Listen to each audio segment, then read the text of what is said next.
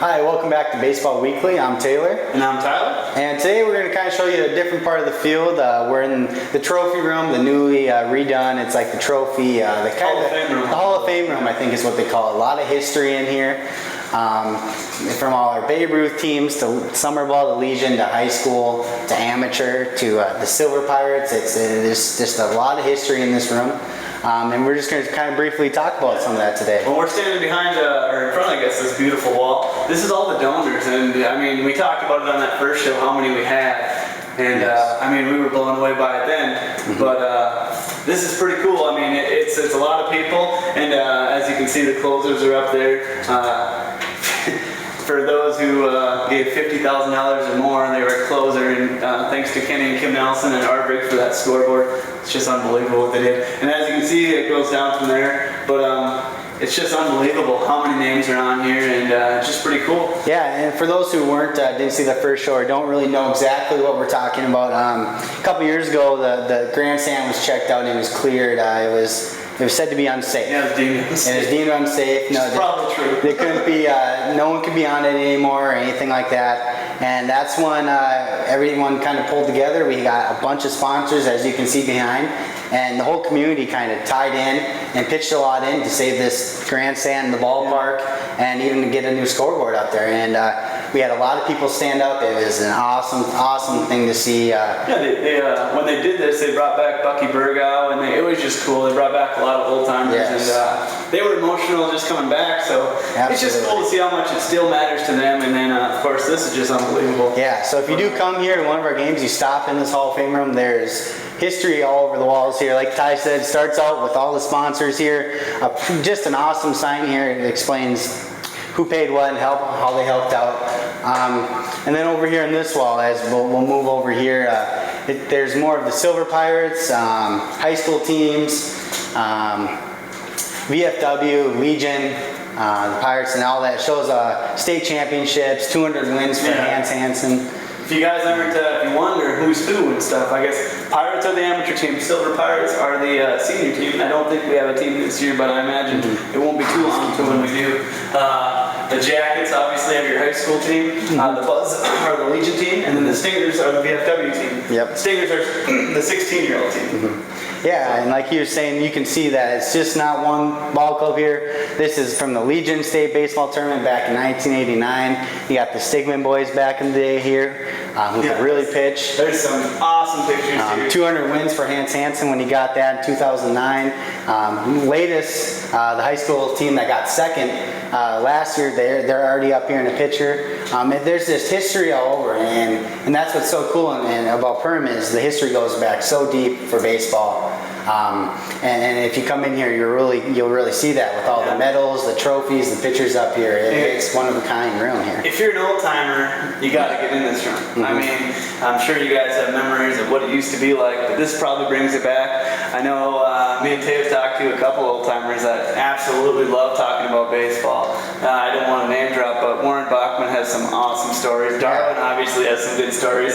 But yeah, if you remember playing ball, come check this out. It is unbelievable. It's cool. You know, like I was saying with those old guys who have those stories, it's just something you don't forget. They can tell you about a game 50 years ago when they had a 2-1 count in the 7th inning with guy on second. It's interesting how you can forget so many things, but you remember when you're on the field, and that's why you get all that in this room. So it's something to see here at Tuffy Stadium and October Field. Yeah, and I mean, you kind of if you've been here, I guess you go to the concession stand. There's a pretty big trophy case right there, and this is a few trophy cases put in one room. It's pretty cool. Yeah, it's right next to the concessions, like Ty was saying. So you come in here, you look at everything. You can even walk over the concessions. They got your burgers, your brats, anything here. And then, like Ty said, there's more trophies in there too, medals and all that. There's so much history here that it's a lot of game balls. There's a couple state there's one state champion banner for just a couple years ago. The Silver Pirates in 2011 won the state tournament. I see the Perm Chaos plaque is up there. The old Perm Chaos, that would have been with Nick Esla, Phil Dahl, Shane Henderson, Josh Bloom, Ty Adams. Sorry if I'm forgetting your guys. Yeah, there's a lot out there. Yeah, it's just cool, and I think it brings it back. brings it back to this great game. So yeah, we're gonna go check out the field right now. Yep. But yeah, don't forget to come in here when you check out these games. Yep. All right, here we are behind the. We're at the backstop here. backstop. Yeah, right behind home plate. It's a new addition when it came out with everything that happened here is the brick background or backstop. And boy, does it look nice back here. You're out on the field, and it's something else to look at. You know, it's not a lot of teams, at least around the area, that I can think of. I don't think anyone has the brick that you see here. And no, I don't remember it being taller than me, but most things are, so it usually slips by me. But yeah, it's pretty cool. Balls come back pretty hard, but I mean, it's still a game. We got a lot of depth behind here. Yeah. But yeah, it's that time of the year. Championship baseball season. Yeah, we skipped kind of went from winter to summer just like that. It's and now it's almost here 90. You wouldn't be able to tell Ty's dressed up for fall still, you know. But no, like Ty says, it's championship baseball. It's that time around. Sections are coming, and this is when the teams usually, you know, they see that peak. They're starting to play their best ball.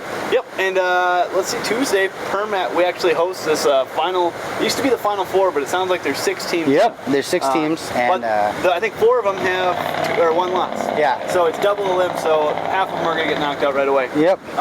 Perham has no losses. Perham and Park Rapids. Yeah, they don't have a loss. So they're going to play to pretty much see who goes in that winner's bracket slot. And there'll be games here at Tuffy Stadium at Al Kruger Field, and also at Matt's Field, over by the water tower, right across from the middle school, if you don't know where that is. So there'll be 2 fields doing games here during the tournaments. Yep. And the Perham Park Rapids game should be a fun one. I mean, they played, you know, last year I got to watch that game over at Matt's Field, and it was a good one. In football, it was always a good game. They have a bunch of athletes. Park Rapids really fast, a lot of seniors, and I don't know how many of those guys are playing baseball, but I know that they have a really good team. They're pretty well coached, and they're really aggressive. Yeah, it should be fun. Those 2, like Ty said, they don't have any losses yet in the tournament, and earlier in the year, I think Perham and Park Rapids split. If I'm not sure. They played here. I believe Park Rapids won the first one 8-7, 8-7 or 9-8. Yeah. Anyway, 1-run game, really close game. The second one went to extra innings. Perham won by a run. So it's going to be a good one. Going to be a really good one. And I believe in that last doubleheader, not that it matters, but tempers was flaring a little bit. I know umpires had to talk to some coaches, and that's what happens when you get 2 good teams playing. And it's going to be just an awesome game. I know Perham and Park have been waiting ever since that day to come back here and play this exact game. So it'll be a great one. Yeah. And it's going to be obviously a beautiful place to play. That's Tuesday. This Tuesday they'll be playing. Yep. And then next we're going to talk a little bit about New York Mills, right down the road on Highway 10. They're in the same position, leading their section and looking to make another trip back to state. Yeah, I know last year they made the state. I want to say they got 3rd. I'm not too sure. Yeah. But they got an awesome team, obviously, still undefeated. And hopefully they make it down there, and hopefully they get to go play at Target Field and see what that's about. I know the Perham kids are hoping to make it back there. Yeah. So, and I think we were talking earlier about, well, when's the last time a team went back-to-back to state? Yeah. And we kind of think, I think 2002, 2003, and I'm not sure if around that right. time. Yeah, but your Jeff Ronnie and your Brandon Fritz and your Brock Collins and all those guys. Yep. Boy, they had about 1 million arms. Ryan Hendrickson pitched for them too. Yeah. Yeah, they had a bunch of arms, and I want to say they made it twice, and I think they got 3rd twice. And then Perham Chaos days, I think early 2000s, Phil Dahl, Nick Esselus, Shane Hendrickson, Josh Bloom. Sure. That group. Apologize if I'm forgetting any of you guys. But yeah, pretty good baseball. Yeah. Pretty good baseball. Yeah, it'd be pretty nice to see. You know, when I was in school, it was always Fergus. That wasn't too long ago, 4 or 5 years. Fergus has just dominated the section. They've been so good. But now, for those who don't know, Perham did get second state last year. He got to play at Target Field, and this year they're going to try it again.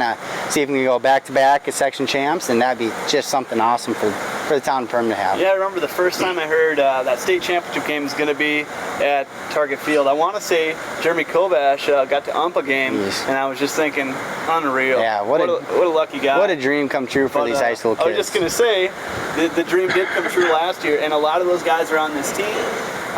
So they do have, I'm sure they're going to have the drive to try to make it back there. For the Perham Pirates, we got a game coming up here Friday night, 7:30, I believe, against Nimrod here at Tuffy Stadium at Al Kruger.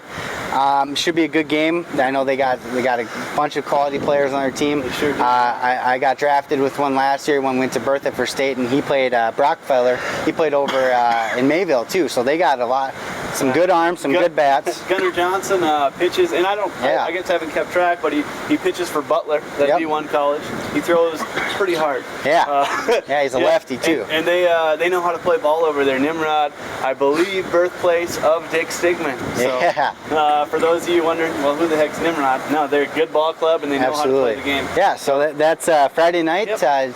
If you guys got nothing else to do, 7:30. I'm sure it'll be nice weather. Come on out.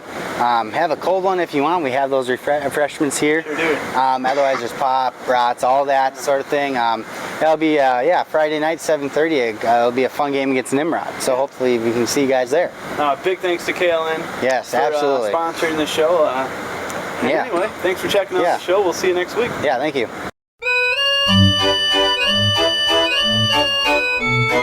Thank you.